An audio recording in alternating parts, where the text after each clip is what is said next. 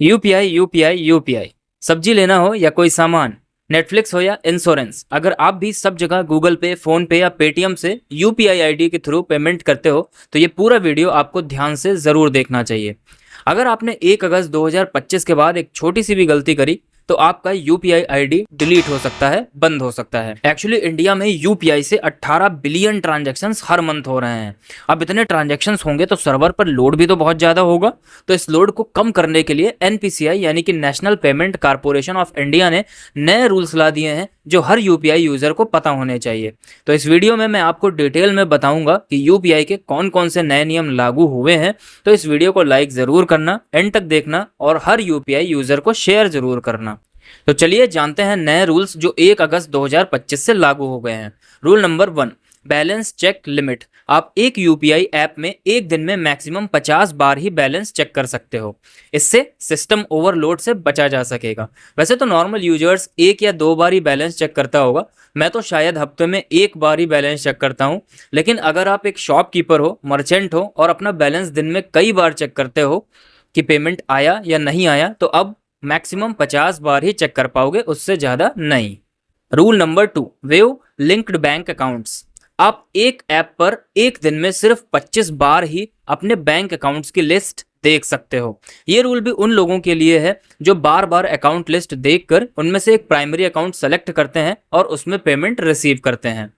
Rule number 3, auto पे यानी कि ई मैंडेट के लिए टाइम फिक्स कर दिया गया है। आप ऑटो पे में एक डेट एंड टाइम चुन लेते हैं कि इस डेट को इतने बजे ऑटोमेटिकली आपके अकाउंट से पैसा कट जाएगा और आपके बिल का पेमेंट हो जाएगा। लेकिन 1 अगस्त से ईएमआई, नेटफ्लिक्स सब्सक्रिप्शन या एसआईपीज या कोई भी ऑटो पे हो, अब सिर्फ कुछ स्पेसिफिक टाइम स्लॉट्स में ही प्रोसेस होंगे।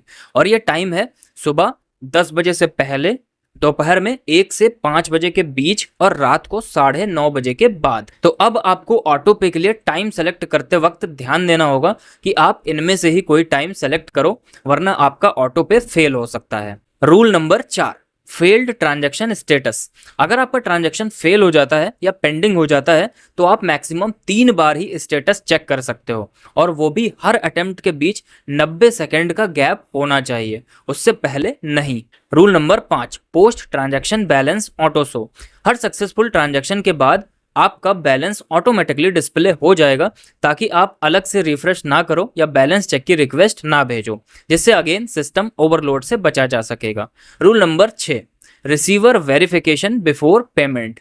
पेमेंट करने से पहले आपको अब रिसीवर का रजिस्टर्ड नाम और ट्रांजैक्शन आईडी शो होगा, तो आप वेरीफाई कर पाएंगे कि आप सही जगह पैसा भेज रहे हो या नहीं। इससे आप फ्रॉड या किसी गलत नंबर पर पैसे भेजने से बच सकेंगे। तो ये थे आपके लिए इंपॉर्टेंट रूल्स जो गूगल पे, फोन पे, पेटीएम, भीम और सभी यूपीआई ऐप्स पे लागू हो गए हैं।